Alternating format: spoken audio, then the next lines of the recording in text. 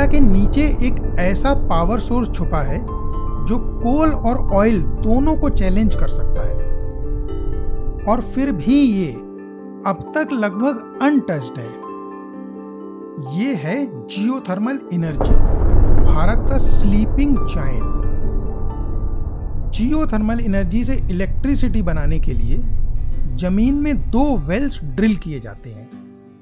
फिर एक वेल में ठंडा पानी अंदर डाला जाता है, जो अर्थ की गर्मी से स्टीम बनकर दूसरे ड्रिल होल से ऊपर आता है।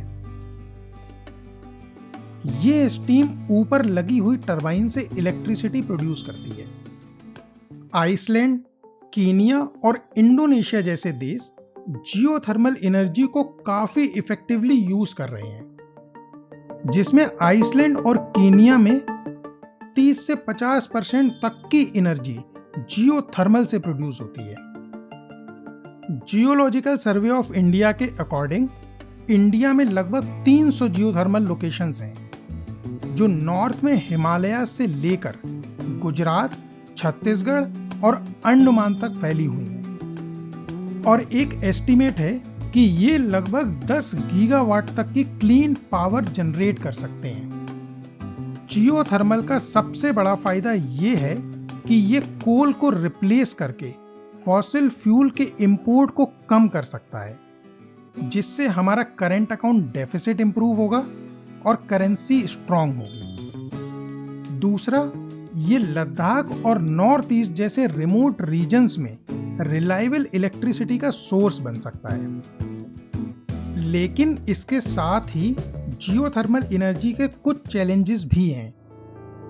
एक तो जियोथर्मल एनर्जी के लिए ड्रिलिंग बहुत कॉस्टली होती है, और ड्रिलिंग के बाद भी ये जरूरी नहीं कि नीचे इतनी हीट मिले जो अपनी कॉस्ट भी रिकवर कर सके। दूसरा, जियोथर्मल एनर्जी के लिए विंड और सोलर की तरह गवर्नमेंट अभी तक कोई खास इंसेंटिव्स नहीं देती। इंडियन गवर्नमेंट अब जियोथर्मल एनर्जी पर ध्यान देना शुरू कर रही है, और इसके लिए ministry of new and renewable energy ने एक डेडिकेटेड टास्क फोर्स भी बनाई है। और इसके साथ ही लद्दाख के पूगा वैली जैसे प्रोजेक्ट्स की पायलट स्टेज स्टार्ट हो गई है। अगर पॉलिसी सपोर्ट मिले और ड्रिलिंग टेक्नोलॉजी सस्ती हो, तो जियोथर्मल एनर्जी सिक्योरिटी का एक स्ट्रॉन्ग और रिवोल्यूशनरी पिलर बन सकता है।